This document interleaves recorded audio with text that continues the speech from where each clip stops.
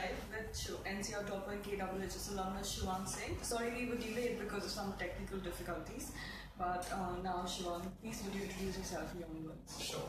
Hello, I'm Shivang Singh. I have just passed out of class 12 from Scottish High International School. I was a PCM with economics student there, and I'm here at Brain Gain magazine live with all of you, and it's a pleasure being here. Thank you very much, Stella. So Shivang, my first question is, you achieved second position in the Delhi NCR region and you scored 98.75% in science. So how does it feel? Well, I mean, when I saw my result, I was very happy, enthralled, and more than me, my parents were very happy. I mean, they were literally crying because they were so happy, they were just overwhelmed, and that just made my day. And apart from that, I mean, I was always confident of a good result, but I was never expecting a rank. So, I mean, that was like an icing on the cake. So, a good result with a good rank, it made my day. And so what does it take for you to achieve this level of success? Can you describe a typical day leading to the exams? Right. So, I mean, for a topper, not only like me, I mean, any other topper, parents or other students will always expect that that person has his nose into books all the time. But that really wasn't the case with me. I mean, I'll be honest with you, I was partaking in extracurricular activities through the year, till October in fact. I would play my drums. I am a graduate in tabla, so I would also, try and take out time to play the tabla. I would go down cycling almost every day for an hour and a half, doing 15 kilometers at a stretch. So you need to have a balanced routine. That's what I can say to everybody who's watching us right now. The balanced routine helps you rejuvenate yourself, because if you have your nose into books all the time, you really can't mug up everything. You'll just end up cramming, you won't understand. And the one thing that we've been taught at school very particularly is that you can't really, cram stuff and then hope to achieve something. You need to understand everything, the concepts, and you need to fit it in your mind properly. And you can only do that with a fresh mind. So study for an hour, take a break for 10 to 15 minutes. You want to watch TV, go ahead, watch TV. You want to take to social media for a while, do that. But use your time constructively so that you're able to make most of your time. You're able to utilize your potential and maximize it. So that's how I'm trying to, have a routine. Right. And what about your school? How did you balance studies with extracurricular activities there? Right. So as I said, I was taking part in extracurricular activities till October. And as my friends who are watching me right now would know, I am an avid munner and I take part in youth parliaments as well. So that's something I'm really passionate about, and that's the reason I love doing it.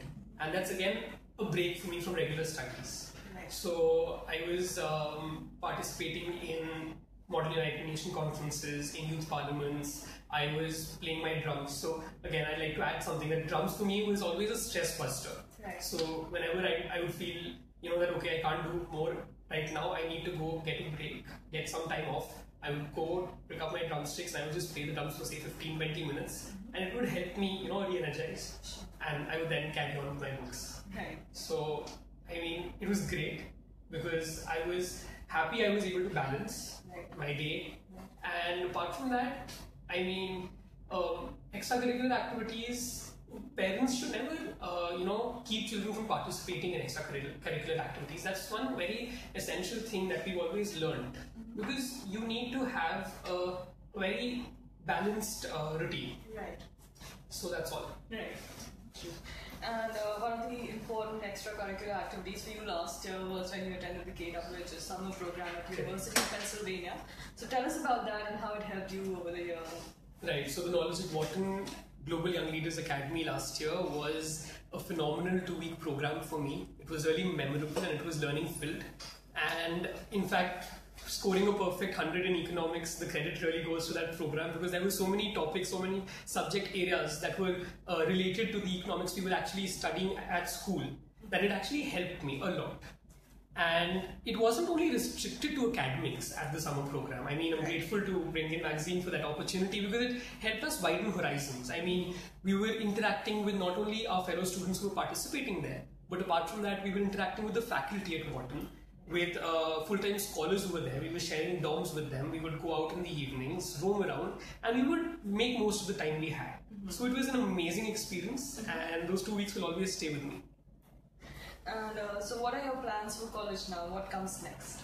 what comes next. So I've been able to achieve a 100% scholarship from the University of Hong Kong to pursue a major in economics. It's a 4-year undergraduate course. And I'll be minoring in various other subject areas like marketing and finance and management, business strategy. So that's where I, excuse me, that's where I want to go. And apart from that, with the percentage that I've got, I am confident that I'll be able to get into a good college in the University of Delhi as well. Right. So the only factor that's, keeping me from going to Hong Kong right now is my family, because staying away from home for 4 years at a stretch will be very difficult. Yeah. But then again, I'm up for the challenge. So Hong Kong, I'll probably be coming here. Right. And so, speaking of DU, you are eligible, you're one of the lucky people. But what is your opinion of these high cutoffs that are there? Right. So again, I'm thankful that I was able to get a good percentage, but for the several students who are not able to get good percentages, despite putting in a lot of effort, despite working hard through the year, it is extremely difficult, because having such high cutoffs is restricting the potential of so many students, especially because you're moderating their marks in board examinations. The students who are actually deserving only 70 to 80 marks end up getting marks in 90s, and not early 90s, late 90s. So that in fact is virtually increasing the competition that is actually non-existent. Right. You're actually pushing people into that bracket, right, which shouldn't be done. The deserving ones should get into the colleges, and automatically when you stop moderation of marks, when you end the policy of grace marks, you will have the cutoffs falling and you will have deserving students getting into those colleges. right. So in fact, I was on a very recent NDTV discussion about the same thing, and I put forth my word saying that you need to have one unified board for the Union of India. I mean, it is very complex. The education system has become so complex in our country because there are so many boards. We have CBSE and ISC at the national level, and then we have around 32 state boards. So we don't need so many education boards. Why are students of our country studying different syllabuses, syllabi? Why are they being marked differently? Why are they asked different questions? Why do we have different rules for them? So it's very important that there is one board that each and every school in the country follows, and automatically the system will become uniform. Right. Because then you have one marking pattern. Right now CBSE tries to allot more marks to students in English and ISC wouldn't. But then ISC probably allots more marks, distributes more marks in some other subject, CBSE doesn't. So the true marking is non-existent. Right. So that shouldn't be the case. That's a very interesting answer. I would also like to ask you that you scored really well, but what do you think marks say about a student? Would you like to be judged by them? What do you think? Not at all. I mean, whenever I step out of my house these days, I have a few friends and I meet them and they're like, topper. So that's not a tag I really want, because I mean, good scorer can break his life and a bad scorer can make his life against all odds. Right. So marks, they do not really define you or your life. They're just a part of it. They're not it entirely. Right. So that's what I can say about this. Right. So, now if you end up going to Hong Kong, what do you think you're looking forward to from an international study experience? Right, so Hong Kong, as for 2015, the University of Hong Kong is ranked 3rd worldwide for international outlook. So one of the major reasons that I want to go there is because of the exposure that I will get, Right. the number of opportunities that will be available. So I do look forward to it, because if I want to pursue a career in economics or finance or business, then I'm sure it's one of the fastest growing economies. It's one of the most expensive cities in the world. Right. So it's a very challenging environment. And that is something that I look forward to. So an adventure in life is always good. Of course, yeah. So yeah. Great. So, ultimately, what are your career goals? Do you have careers in mind? Would you like to do? well, not really. I haven't thought of it right now. But I mean, when my passion speaks, I always say that I ultimately want to get into Indian politics or administration. Right. So my friends who've seen me debate at youth parliaments or regular mocks in school, they can relate to what I'm saying right now, because they probably see me at some position in the future, and I do too. So let's hope that I'll be able to make most of the qualities that I have, and I'll be able to pursue my passion. So Right. yeah. We confident that you will. And finally, I'd like to ask you, is there a message that you would like to share with other students who are working really hard and their parents who might be stressed out about Sure. So, okay, this might be a little shocking, but through the year, my parents were very stressed because I wasn't able to get a very good percentage in class 11, like we all don't. Yeah. But that's all right. So, parents need not worry. I mean, as I said, marks don't define you in any way. Dropouts from colleges or failures in school can end up winning awards, can end up reaching places in life. So, this is again just a part of your life, right? So, I mean, my message to the students will be, you yourselves don't really need to stress out. It is all right. It is a part of your life. Take it easy. होएगा ठीक है, नहीं होएगा कोई बात नहीं. It is chill. But for parents, yes, I mean, your stressing out is definitely justified. You care about your children's future, but that's all right. I mean, even if he or she is not able to perform very well in his boards or her boards, he or she will definitely be able to reach somewhere in life. And you need to give him that confidence, give her that confidence. You need to tell your child again and again that it's all right. We've left you by yourself. We know that you will do it. We have, put in our faith in you, and we're confident of a good result.